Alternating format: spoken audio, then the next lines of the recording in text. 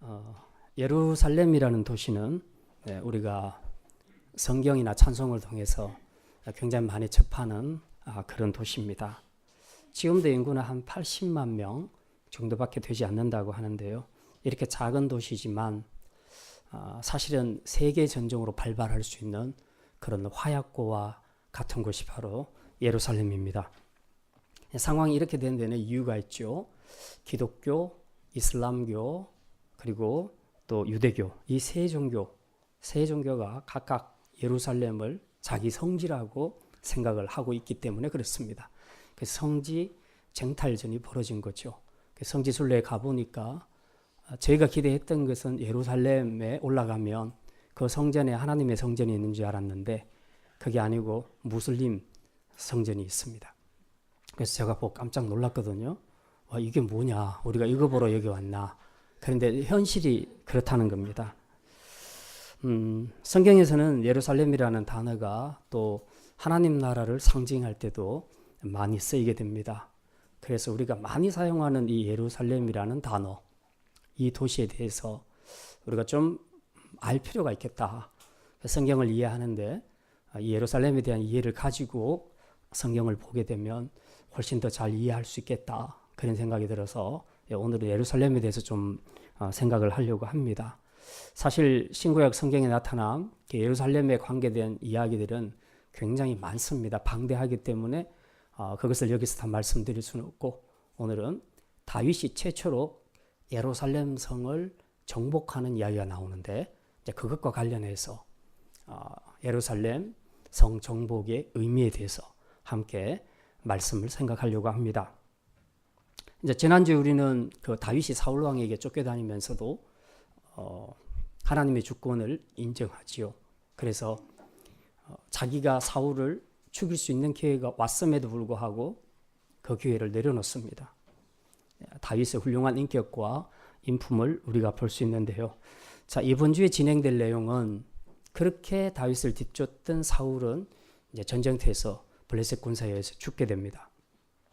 죽게 되고 다윗이 통일 왕국의 왕좌에 오르게 됩니다. 그래서 통치를 하게 되는데 이번 주에 여러분이 읽게 될 내용들은 다윗의 통치 전반기에 관한 부분입니다. 후반기는 아니고 전반기에 관한 그런 내용들을 보게 될 것입니다. 읽다가 보면은 다윗의 전반기 통치는 굉장히 화려합니다. 업적들도 아주 뛰어납니다. 첫째는 남북을 통일시켰습니다. 이스라엘 12지파를 하나로 통일시키는 일을 했고 또 두 번째로는 예루살렘 성을 정복해서 수도를 예루살렘으로 바꾸게 됩니다. 그 다음에 여호와의 법궤, 하나님의 법궤를 예루살렘 성전 안으로 가지고 들어오게 되지요. 그 외에도 다윗의 전반기는 나가는 전쟁마다 전부 승리하게 됩니다. 그리고 메시아 왕국 다윗의 언약을 하나님께로부터 받게 되죠. 이 전반기를 읽으면 진짜 찬란한 영광이 보일 정도로 다윗의 통치 전반기는 굉장히 화려하다 하는 것을 우리가 알 수 있습니다. 그런데 그 중에서도 이제 오늘 우리가 예루살렘 성 정복에 관한 이야기를 생각을 할 건데요. 이게 사실은 굉장히 많이 다루어지지는 않는 내용임에도 불구하고 생각해 보면 굉장히 중요한 주제이기도 합니다. 그래서 우리가 이걸 좀 살펴보려고 하는데요. 그 전에 왜 다윗은 수도를 꼭 예루살렘으로 옮기려고 했는가? 우리도 서울하고 뭐 대전 이런 도시들을 놓고 수도를 어디로 옮겨야 된다, 이제 이런 이야기들이 많이 있었지 않습니까? 자, 옮길 때는 그만한 명분과 또 어떤 그런 것들이 있어야 되겠죠. 다윗은 왜 예루살렘을 수도로 정하려고 했을까? 이제 이런 것들을 먼저 알고 보면 본문을 이해하기가 좋을 것 같습니다. 여호수아가 이스라엘 백성들을 이끌고 요단강을 건너간 이후에 가나안 땅을 차지하게 되는데 그 이후에 분배받은 땅에서 12지파는 각각 지방자치대로 운영이 됩니다. 그러니까 중앙집권제가 아닌 지방자치대로 운영이 되다 보니까 그 하나의 통일된 어떤 정치적인 수도란 게 없었습니다. 이제 사울 왕 때 초대 왕이 되어서 처음으로 12지파를 하나로 통일하기는 하지만 그때도 이렇다 할 정치적인 수도는 없었습니다. 다만 실로에서 성소가 있어서 이제 그곳이 하나님 앞에 제사 드리는 그런 종교적인 수도 역할을 이제 했던 것은 사실이고요. 예. 자, 그러다가 다윗 때 와서 이제 이 두 개념이 함께 그 수도라는 개념으로 자리를 잡고 정착을 하게 됩니다. 먼저 정치적인 수도에 대해서 생각해 보면 이 정치적인 수도의 첫 출발은 남유다만의 그 왕이었던 다윗이 어디 출신, 어디 사람들의 지지를 받았냐 하면 헤브론 사람들의 지지를 받았습니다. 우리나라도 보면 대통령 후보들이 나올 때 각 자기 고향이 있지 않습니까? 지지해주는. 다윗은 헤브론의 지지를 받고 이제 유다만의 왕이 되었죠. 여기서 한 7년 6개월 동안 통치하다가 이제 오늘 본문에 나오는 것처럼 예루살렘 성을 드디어 정복을 하게 됩니다. 그리고 정복한 예루살렘에다가 새로운 수도를 정하게 되지요. 그리고 그 이후로는 쭉 성경의 역사는 예루살렘이 수도라고 그렇게 이제 기록이 되어 있습니다. 자, 다윗이 이처럼 수도를 헤브론에서 예루살렘으로 옮긴 데는 그만한 이유가 있다는 겁니다. 자, 먼저는 12지파 중에서 한 지파, 유다 지파만의 지지를 받고 헤브론에서 왕이 됐는데 이래 가지고는 진정한 왕이라고 할 수 없지요. 이제 통일 왕국이 이루어지면 나머지 11지파의 심리적으로도 11지파의 지지까지 다 받아야 진짜 진정한 대통령이 되는 거죠. 이제 드디어 통일 왕국이 됐습니다. 그러면 내가 예를 들어서 제가 경상도 출신이라고 해서 경상도만을 위하는 정치를 펴면 안 되겠죠. 전체를 다 아우를 수 있는 정치를 펴야 되는 것이죠. 그렇게 하다 보니까 다윗도 이 생각을 한 겁니다. 유다는 맨 아래쪽에 위치해 있었잖아요. 위치가. 그러니까 좀 북쪽에 있는 여러 지파들을 아우를 수 있는 통치를 하려면 수도도 좀 위로 올라가야 되겠다라고 생각을 한 거죠. 그래서 마치 우리나라도 지금 만약에 부산이 우리나라 수도라고 생각한다면 너무 한쪽으로 지리적으로는 좀 치우쳐 있는 느낌이 있습니다. 근데 여기다가 통일까지 했다. 근데 통일까지 했는데 수도를 여전히 부산에 둔다. 이러면 진짜 너무 심하게 치우친 이제 그런 모습이죠. 그럴 때는 차라리 뭐 서울이나 개성이나 평양이 더 낫다고 할 수 있겠죠. 자, 이런 것처럼 다윗도 통일 왕국을 이루면서 어쨌든 지금 남쪽에 있는 헤브론에서 수도를 옮겨서 좀 북쪽으로 가져가자. 그리고 북쪽에는 11지파가 있었는데 그 11지파 중에 제일 짱이 바로 에브라임 지파입니다. 바로 베냐민을 사이에 두고 남쪽에 유다가 있으면 그 위에 베냐민이 있고요. 그 위에 바로 에브라임 지파가 있습니다. 베냐민이 샌드위치처럼 끼어져 있어요. 남유다와 북에브라임 사이에. 근데 북쪽 에브라임 지파가 당시에 실세였기 때문에 이 사람들을 염두에 두지 않을 수가 없었죠.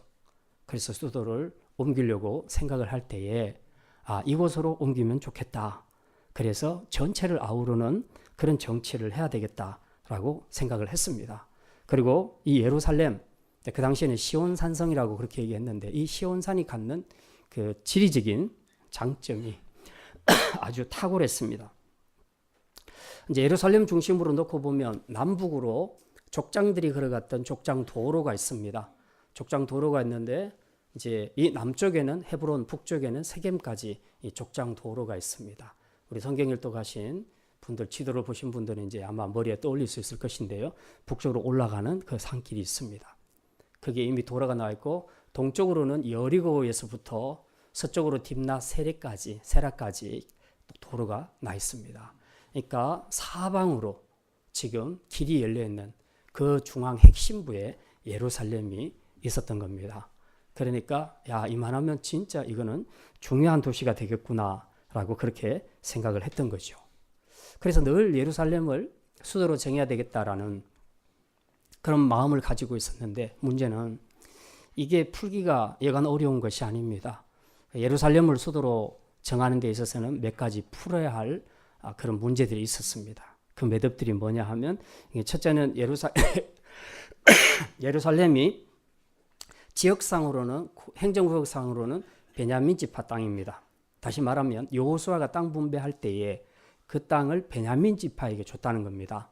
근데 베냐민 지파가 예루살렘 성을 차지하지를 못했습니다. 거기에는 지금 오늘 우리가 보는 여부수족이 살고 있어서요. 거기에 겁을 먹고 감히 쫓아내지를 못했습니다. 그래서 이제 베냐민 지파, 어쨌든 베냐민 지파 땅이었고, 다윗의 입장에서는 통일 왕국이 이루어졌지만 그 전에는 더더욱이 눈치를 많이 봤죠. 내가 마음만 먹으면 예루살렘 성을 정복할 수 있는데 어쨌든 행정구역상은 베냐민 땅이니까 이게 베냐민의 동의를 받아야 되지 않느냐 하는 이런 문제가 있었죠. 근데 사실 베냐민 지파와 다윗과는 관계가 껄끄럽죠. 사울이 늘 다윗을 죽이려고 쫓아다니고 그렇게 했기 때문에 본의 아니게 서로 이런 앙숙의 관계가 되는 겁니다. 그래서 이런 사람들을 이제 마음을 돌린다는 것이 쉽지 않죠. 그다음에 이제 두 번째로 예루살렘 성 정복이 어려운 이유는 예루살렘 성은 이제 가 보시면 이제 혹시 아시겠습니다만 저희들은 이제 성지순례에 가 보니까 굉장히 높아요, 고도가. 이제 걸어가면 거의 등산하는 기분으로 올라갑니다. 지금은 아스팔트 도로가 다 닦여져 있지만 그 당시에는 그런 것이 없었다고 보죠. 그래서 아주 구렁을 올라가는 것처럼 이제 그렇게 올라갑니다. 그 위에 예루살렘 성이 있는 겁니다. 그러니까 이건 천혜의 요새예요. 난공불락의 요새가 되는 겁니다. 아래쪽에서 치고 올라가서 정복한다는 것은 굉장히 힘들다는 거죠. 그래서 어렵고요. 그 다음에 지금 남유다와 베냐민 사이에 위치한 이 예루살렘, 이 완충지대에 여부수족이 오랫동안 자리를 잡고 있었다는 겁니다. 그래서 자기 세력을 너무 확고하게 구축을 하고 있는 그런 상태이기 때문에 이 세 가지 이유로 해서 예루살렘 성을 정복한다는 것은 굉장히 어렵다 하는 것을 다윗이 느끼게 됩니다. 그런데 또 다윗이 정치의 귀재예요. 예, 정치 구단입니다. 그래서 이 다윗이 이 문제들을 하나하나 풀어갑니다. 그래서 베냐민 지파하고 껄끄러운 관계는 어떻게 푸는가? 사울 왕이 죽었을 때에 그 벳산 못의 벽에다가 이제 못을 박았는데 그 시체를 야베스 사람들이 와서 다 장례를 해줬어요. 그래서 이제 그것에 대해서 치하하고 축복하는 말을 해줍니다. 그리고 사울의 아들 중에 이스보셋이 있는데 마지막 왕이죠. 네. 그 이스보셋이 그 죽게 돼요. 암살을 당하게 됩니다. 그럴 때 암살한 그 사람들이 이스보셋의 머리를 들고 다윗을 찾아오죠. 찾아와서 다윗 왕이시여 우리가 이렇게 당신의 정적을 주겠습니다. 우리에게 한 자리 달라 이 말이죠. 그렇게 할 때 다윗이 좋다고 받은 것이 아니라 이 나쁜 놈 하나님이 기름 부으신 종을 너희가 그렇게 하냐. 그래서 극형에 처해버립니다. 이런 일이 있었고요. 또 하나는 이제 아브넬, 그 사울의 군대 장관이었던 아브넬이라는 사람이 있었습니다.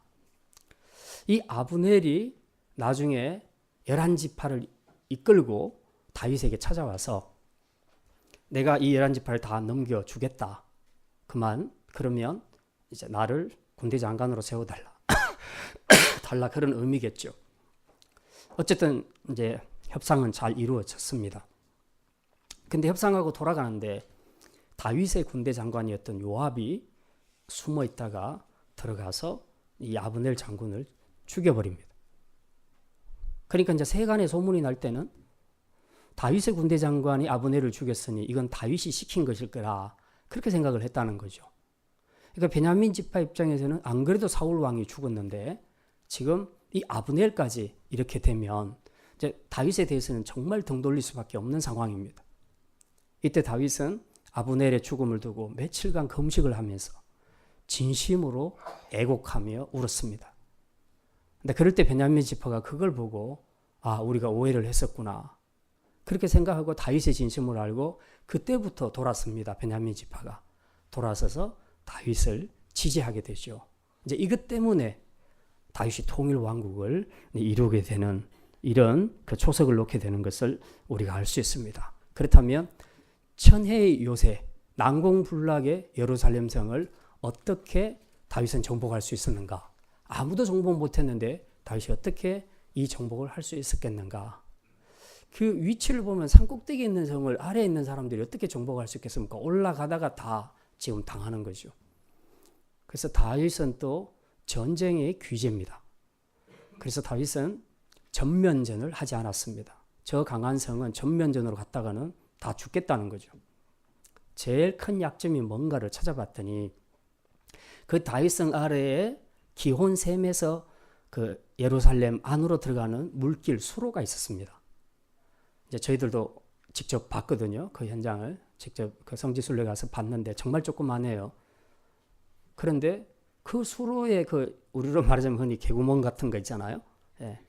그 구멍으로 자기 군사 날렵한 군사 몇 명을 보내는 겁니다. 들어가서 걔네들이 성문 열게 하고 그렇게 해서 다 해결을 해버리죠.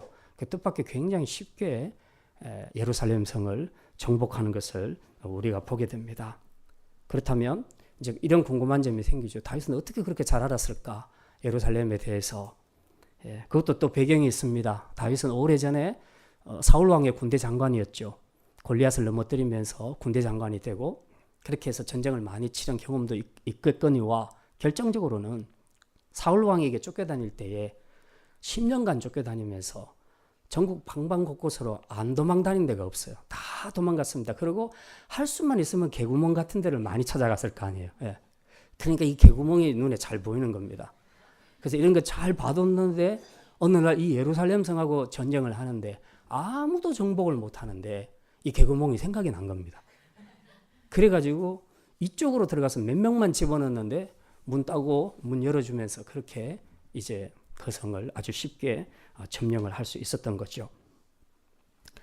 이렇게 이제 예루살렘 성을 다윗이 정복을 했는데 그 이후에 이제 하나님의 법궤를 예루살렘에 가지고 오죠. 또 자기 아들 때는 이 예루살렘에 하나님의 성전을 짓지요. 예.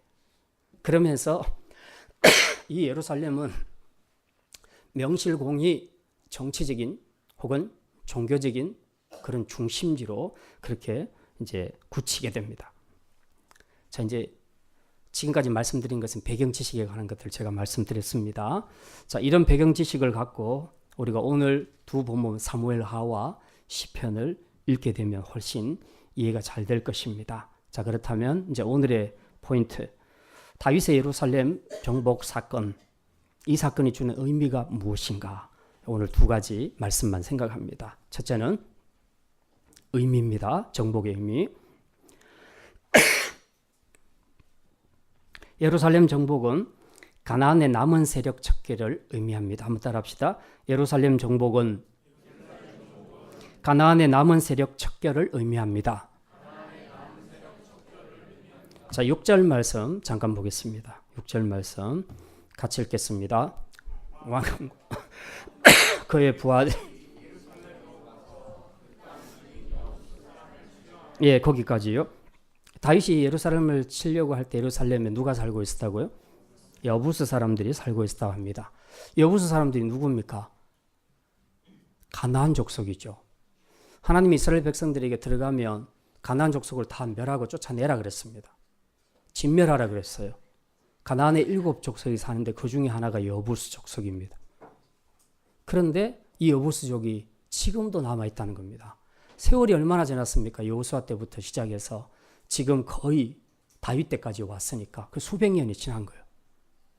그런데도 아직 이들을 쫓아내지 못하고 여부스족이 건재하고 있었던 겁니다. 그러면서 이스라엘 가운데 함께 지금 어깨를 겨누고 살아가고 있는 겁니다.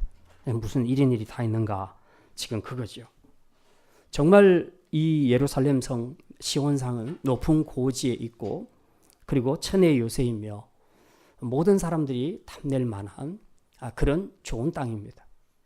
근데 땅이 좋으면 뭐 합니까? 이 땅을 베냐민 지파가 받았는데 받으면 뭐 합니까? 자기들이 그 땅을 차지하지를 못했으니까. 가나안 땅 분배는 우리가 아는 것처럼 빼앗아서 준 분배한 것도 있지만 아직 전쟁이 덜 끝난 그 땅도 줍니다. 그래서 너희 힘으로 쫓아내라 이렇게 된 거예요. 과제를 주면서. 그런데 베냐민 지파가 그걸 못했던 겁니다. 그러니까 그대로 남아있었던 거죠. 여부수족들이.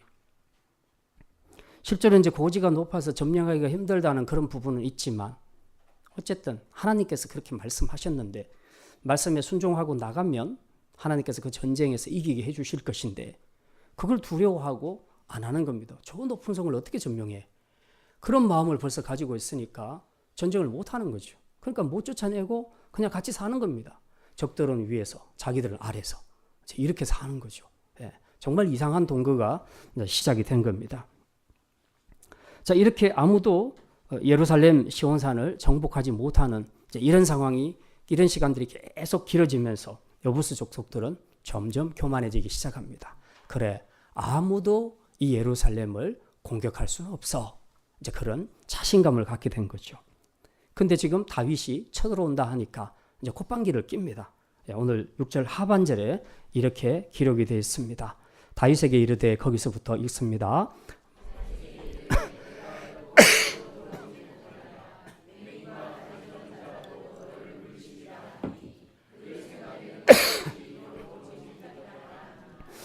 예, 여기 보면은 이들이 뭐라고 조롱합니까?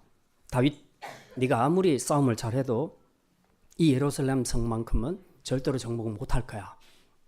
너희들이 들어오면 우리 성에 있는 맹인들, 다리 저는 사람들, 이런 사람들은 전쟁을 못하지 않습니까? 이런 사람들까지라도 너 같은 것들은 다 물리칠 수 있어. 이렇게 막 다윗을 조롱하는 겁니다. 다윗이 이제 화가 나죠. 지금 왜 이런 일이 일어나게 됐는가 하는 거죠. 지금 이런 현상, 이것이 바로 진멸되지 않는 가나안 족속의 실체라는 겁니다. 진멸되지 않는 세력을 그대로 방치하고 나니까 나중에 그것들이 세력을 굳히게 되고 힘을 얻어서 오히려 더 조롱하고 비웃는 이런 상황이 발전하게 된 거죠. 그런데 영적으로 보면 우리 성도들에게도 이런 현상들이 자주 나타나는 것을 우리가 보게 됩니다. 성도들 중에서 본인이 세례를 받고 또 교회를 잘 다니고 있다고 생각을 하면서 스스로가 좋은 신자라고 생각하는데, 그런데 실제로 자기 안에서 제거해야 할 죄를 제거하지 않고 살아가는 그런 성도들이 많이 있습니다. 이렇게 되면 겉으로는 잘 모르겠는데 시간이 좀 지나면 내 안에 처리되지 못한 죄들이 점점 자라기 시작합니다. 자라기 시작해서 굉장한 파워를 나타내기 시작하게 되고 이것이 나중에 우리를 지배해버립니다. 그리고 더 두렵게 하고 때로는 우리를 조롱하기까지 한다는 거죠. 우리 성도들은 그냥 형식적인 세례받고 직분 받는 거, 이게 중요한 것이 아니라 내가 받은 직분, 은혜, 이게 이스라엘로 말하자면 땅 분배 받은 거예요. 근데 땅 분배 받으면 뭐 합니까? 내 힘으로 적을 쫓아내야 되는데 못 쫓아내면 소용이 없잖아요. 내가 세례받고 직분 받으면 뭐 합니까? 이 직분을 지킬 수 있도록 내 안에 죄를 제거함으로 그 은혜의 능력으로 나의 삶을 이끌어 가야 하는데 그걸 못한다면 내가 세례받고 직분 받은 것이 무슨 의미가 있겠냐 하는 겁니다. 결국 이 베냐민 지파들은 이 예루살렘 선지에 사는 여부스 족속들이 너무 두려워서 그 성이 너무 높고 힘드니까 그냥 두려워서 아예 포기를 해버린 겁니다. 오늘 우리 신앙에서 정말 적재적소에서 우리가 죄를 척결해야 되는 그런 상황이 왔을 때 바로바로 해줘야 되는데 무슨 이유에서인지 두려움 때문인지 게으름 때문인지 우리가 우리 안에 죄를 척결하지 못하고 그냥 놔둬버리는 경우들이 있습니다. 방치해둡니다.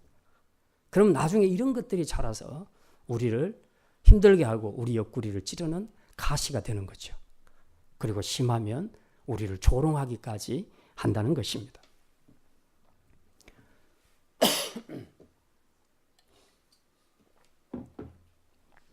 제가 언젠가 군대 이야기를 좀 한 적이 있는데 처음 들어가서 제가 세운 작전은 이거였습니다.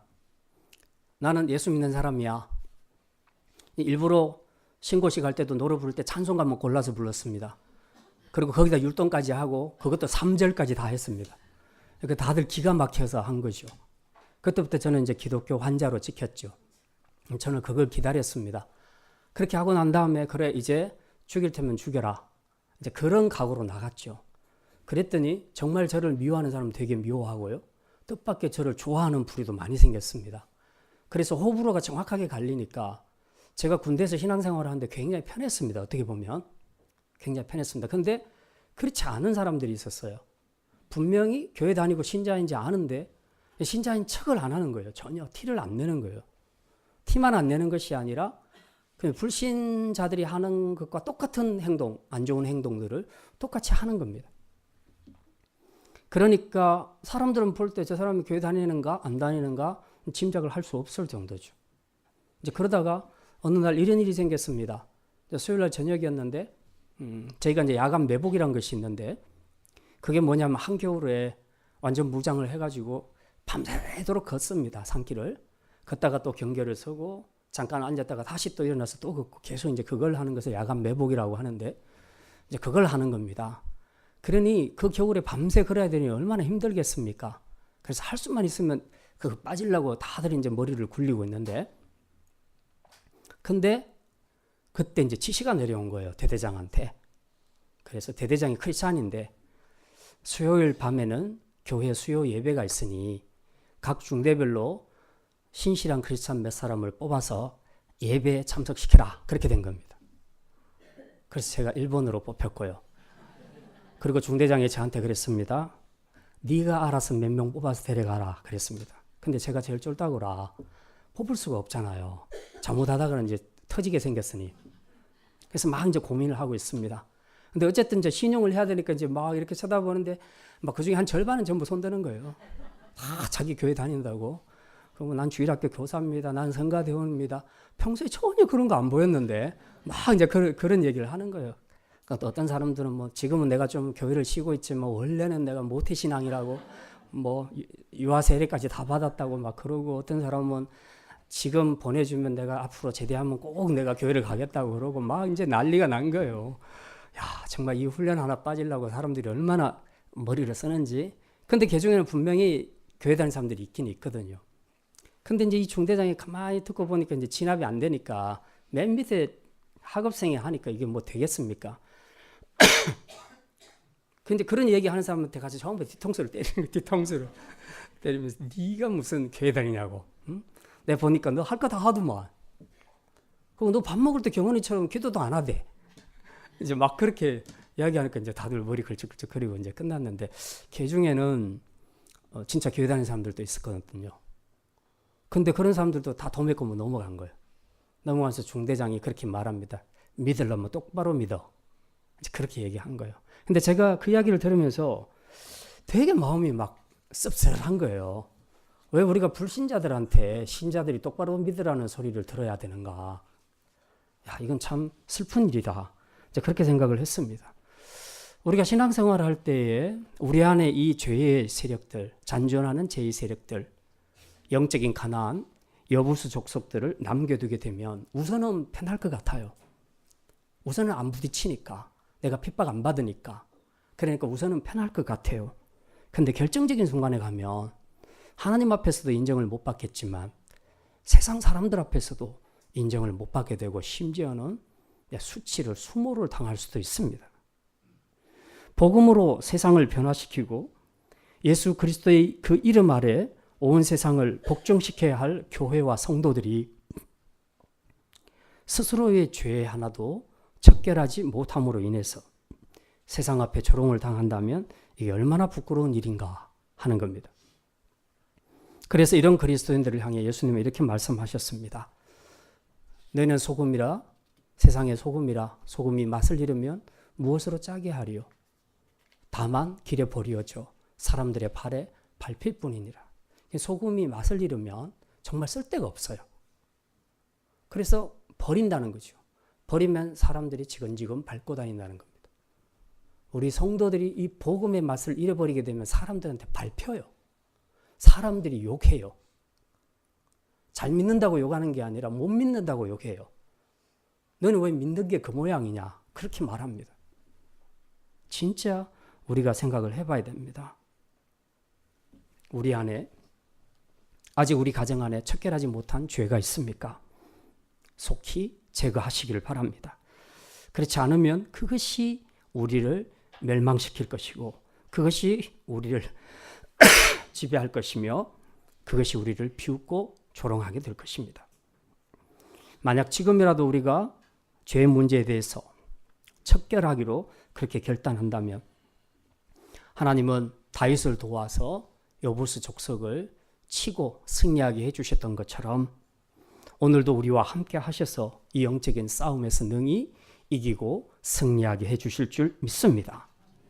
저기 높고 견고한 산지에 있다고 해서 무서워하거나 두려워하지 말고 하나님의 마음으로 죄를 대하라는 거죠. 하나님은 죄를 어떻게 생각하십니까? 미워하시죠. 우리가 하나님의 마음으로 죄를 미워하고 그분의 말씀대로 우리가 순종하여서 죄를 쫓아낸다면 반드시 그들은 쫓겨가고 우리와 우리의 가정은 영적으로 승리와 축복을 누리게 될 줄 믿습니다.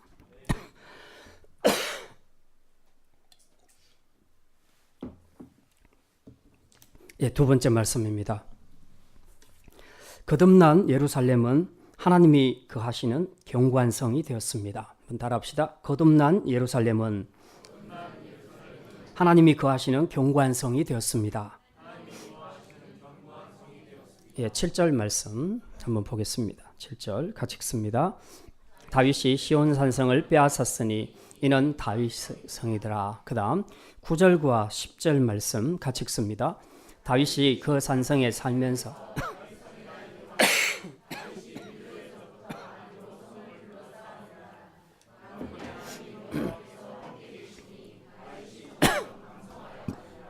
아멘. 드디어 다윗성이 교만한 여부수족을 몰아내고 천혜의 요새인 예루살렘을 정복하게 됩니다. 방법은 아까 말씀드렸죠. 예, 거기 있는 수로 물길을 이용해서 물구멍을 이용해서 군사들을 투입해서 아주 손쉽게 예루살렘을 정복하게 됩니다. 그리고 들어가고 난 다음에 뭘 하냐 하면 들어가면 무조건 맨 먼저 누구를 죽이냐? 아까 여기 성경에 나왔죠. 전원자들과 맹인들부터 죽여라. 그렇게 얘기합니다. 왜 그렇습니까? 지금 이 사람들도 능히 너희를 이길 것이다 라고 여부수 사람들이 조롱했기 때문에 이제 그들이 말한 그대로 갚아주는 거죠. 정말 이기는가 보자. 그리고 이들부터 먼저 다 이제 척결을 하게 됩니다. 이런 일이 있었는데 어쨌든 이렇게 해서 다윗은 예루살렘 시온산성을 정복한 후에 여기 7절에 보니까 이름을 다윗성이라고 그렇게 이름을 바꾸었다고 합니다. 자, 그러고 난 다음에 9절에 보면은 이제 다윗이 밀로에서부터 안으로 성을 둘러서 쌓게 됩니다. 안 그래도 지금 충분히 예루살렘은 천혜의 요새예요. 그런데 거기다가 성을 하나 또 더 쌓는 겁니다. 그러니 얼마나 든든한 성이 되겠는가. 그래서 다윗성은 절대로 무너지지 않는 견고한 성이다라는 그런 상징적인 의미를 가지고 있습니다. 그래서 다윗은 항상 노래할 때 여호와는 나의 성이요 산성이시오. 이런 표현을 많이 쓰지요. 예. 이만큼 다윗성을 생각할 때 염두에 둘 때 원래 천혜의 요새에 또 하나의 성을 둘러서 쳤으니 이게 얼마나 튼튼한 성인가. 하나님은 정말 이런 분이시다. 다윗은 항상 그렇게 하나님을 찬양을 했지요. 그런데 어떻게 이런 승리와 축복이 있게 되었을까? 이게 이제 참 궁금한데요. 그동안 못 쫓아낸 적을 다윗이 쫓아내기로 결단할 때에 하나님이 그때부터 일하기 시작하신 것입니다. 그래서 이 강력한 여부수족을 물리치고 그 땅을 정복하도록 하셨던 거죠. 그래서 여기 10절에 보면 만군의 하나님 여호와께서 함께 하시니 다윗이 점점 강성하여 가니라. 다윗이 순종할 때 죄를 척결하기로 하고 들어갈 때 하나님께서 역사하셨고 이후로는 계속해서 하나님께서 다윗과 함께 하심으로 다윗의 나라를 강성하게 만들었다. 그렇게 성경은 기록을 하고 있습니다. 그렇기 때문에 우리가 생각해야 될 것은 우리 성도들이 강해지려면 육적인 파워, 힘을 기르는 것이 중요한 것이 아니라는 거죠. 우리 안에 먼저 영적인 죄를 제거해야 한다. 제사장 나라의 힘은 육적인 힘을 키우는 데 있는 것이 아니라 경건의 능력을 기르는 데 있음을 믿으시기를 바랍니다. 그러므로 제사장 나라 백성들은 죄를 가지고서는 죄를 마음에 품고서는 절대로 하나님의 일하심을 기대할 수 없고 하나님의 능력을 바라볼 수 없고 영적인 승리를 할 수 없다는 것을 우리가 기억해야 합니다. 개인뿐만 아니라 우리의 가정도 교회도 또 나라도 다 마찬가지입니다. 어쨌든 자기들 안에 우리의 성장을 방해하는 죄 문제를 해결하지 않고서는 절대로 성장하거나 축복을 받을 수 없다는 것을 우리가 기억해야 합니다. 자, 이제 이렇게 함으로써 예루살렘은 이제 명실공히 다윗 왕국의 정치적인 수도가 되고 또 종교적으로도 하나님이 거하시고 통치하시는 거룩한 도성으로 거듭나게 되는 것을 우리가 보게 됩니다.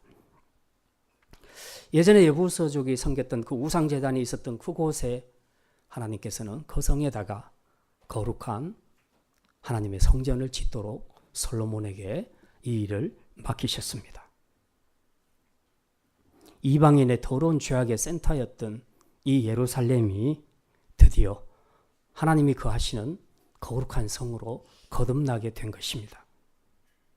오늘 우리의 가정이, 우리가 사는 이 지역이, 이 의정부가, 그리고 타락한 강남 유흥가와 대한민국 수도 서울이 이렇게 거듭나는 역사가 있기를 주님의 이름으로 축원합니다. 이렇게 예루살렘을 정복한 다윗은 이제 어느 날 문득 그 예루살렘을 봅니다. 똑같은 모습 같은데 밀로성으로 다시 한번 성을 쌓았고 견고한 성이 됐고 여전히 터가 높고 아름다운 큰 성, 거기에는 하나님이 계시고 사람으로 말하자면 완전히 중생한 예루살렘입니다. 그 예루살렘을 바라보는 다윗의 마음에 너무 가슴이 뭉클하기 시작을 한 거죠. 그래서 이렇게 찬양합니다. 아까 우리 읽었던 시편 48편입니다. 시편 48편 1절과 2절 1절과 2절을 같이 읽습니다. 여호와는 위대하시니 우리 하나님의 성 거룩한 산에서 극진히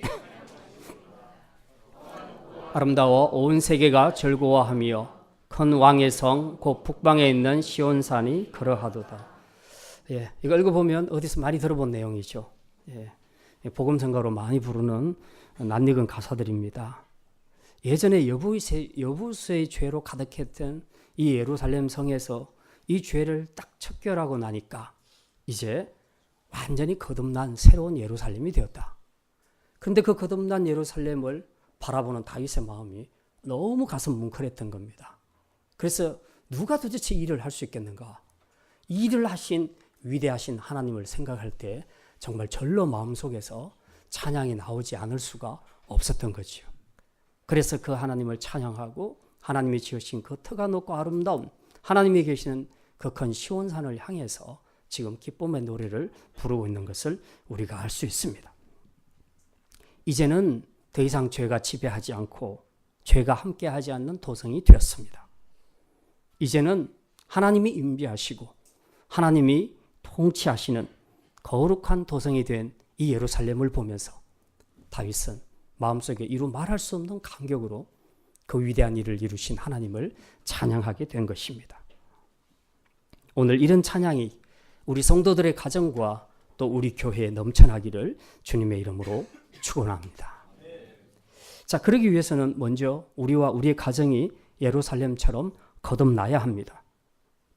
더 이상 우리 가정 가운데 죄가 머무르지 않는 공동체, 더 이상 우리 교회 안에 죄가 머무르지 않는 그런 믿음의 공동체. 이제는 하나님이 우리 가운데 거하시고 하나님이 친히 우리를 통치하시는 거룩한 가정, 거룩한 교회, 바로 그런 교회로 거듭나야 한다는 것입니다. 이미 하나님의 도우심으로 새롭게 거듭난 가정들이 있습니다. 이제 이 가정들은 다윗처럼 하나님 앞에 찬송하며 감사하시기를 바랍니다. 이제 여러분의 가정에는 더 이상 여부수족이 아니라 거룩하신 하나님이 함께 하시고 또 통치하고 계심을 믿고 감사하면서 이 위대한 구원의 일을 베푸신 하나님을 여러분의 평생에 다윗처럼 찬양하시기를 바랍니다. 반면에 아직 거듭나지 못한 가정에 속해서 생활하고 있는 그런 홀로 신자이신 분이 있습니까? 실망하지 마십시오. 그런다 할지라도 먼저는 여러분 자신이 하나님 앞에서 거듭나게 되었다는 것, 여러분 안에 하나님이 친히 들어오셔서 여러분과 함께 하시고 여러분의 인생을 통치하고 계신다는 그 사실에 대해서 여러분이 기뻐하시고 감사하시고 그것 때문에 먼저 하나님 앞에 찬양할 수 있기를 바랍니다. 그리고 이제부터 우리가 해야 할 숙제는 이제 우리 안에 들어오신 그분, 우리 안에 거하게 되신 그분을 우리의 삶에서 우리의 가족들에게, 우리의 이웃들에게 보여줘야 한다는 거죠. 내 안에 하나님이 계신다는 삶이 무엇을 말하는가를 내 삶을 통해서 보여줘야 된다는 겁니다. 그걸 보여주게 되면 이제 우리 불신 가족들도 또 우리 이웃들도 우리를 보고 정말 하나님 앞에 들어와서 우리와 함께 주님을 찬양하고 경배하는 역사가 나타나게 될 줄 믿습니다. 이 믿음으로 이제 올 한 해 정말 여러분의 모든 불신 가족들까지라도 함께 다윗처럼 입을 벌려서 주님을 찬양할 수 있는 그 축복이 있기를 주님의 이름으로 축원합니다. 이제 말씀을 마칩니다. 다윗의 예루살렘 성 정복은 우리가 치러야 할 영적 전쟁을 보여주고 있습니다. 진정한 승리는 내 육의 힘을 기르는 데 있는 것이 아니라 내 안에 죄를 제거하는 데 먼저 있다 하는 것을 믿으시고 먼저는 우리 안에, 우리 가정 안에, 우리 가족 안에 잔존하는 죄의 세력들을 척결하시기를 바랍니다. 여러분이 그 마음을 결단하기만 하면 주님은 그 결단을 보고 반드시 일하여 주실 것이고 다윗이 거듭난 예루살렘, 터가 높고 아름다운 큰 성, 하나님이 계신 큰 성을 보면서 하나님을 찬양했듯이 저와 여러분도 스스로 거듭난 우리 심령과 가정을 보면서 이 위대한 구원의 일을 이루신 하나님을 찬양하고 경배하게 되는 축복의 날이 속히 이르기를 주님의 이름으로 축원합니다. 기도합니다. 하나님, 다윗의 예루살렘 정복을 통해 우리가 진정한 영적 전쟁의 승리는 육의 힘을 기르는 것이 아니라 내 안에 죄를 제거함에 있다는 것을 깨닫게 하시니 감사합니다. 이제 우리와 우리 가정 안에 잔존하는 모든 죄의 세력들, 영적 여부수족들을 척결하게 하심으로 우리를 승리로 이끄시는 주님의 역사를 보게 하여 주시옵소서. 그리하여 이제 다윗이 터가 높고 아름다운 큰 시온 산성, 하나님의 임재가 충만한 큰 예루살렘, 거듭난 예루살렘을 보며 하나님을 찬양했던 것처럼 우리 또한 거듭난 우리 가정과 공동체를 보면서 이 위대한 구원의 일을 이루신 하나님을 평생 찬양하며 경배하며 살아갈 수 있는 믿음의 성도들이 되게 하여 주시옵소서. 감사드리며 이 모든 말씀 우리 주 예수 그리스도의 이름으로 기도드립니다. 아멘.